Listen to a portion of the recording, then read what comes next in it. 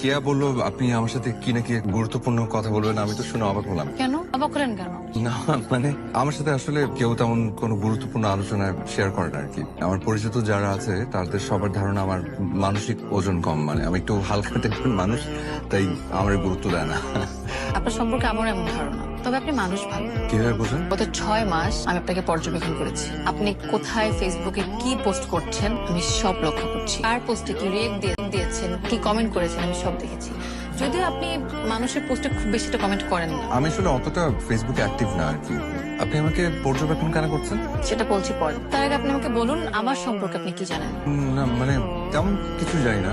ওই কেয়া একদিন নিজে থেকেই বললো যে আপনি ওর ফুফাতো বোন, এখানে থেকে লেখাপড়া করছেন, সম্ভবত আপনি ইডেনে পড়েন, এই তো এতটুকুই।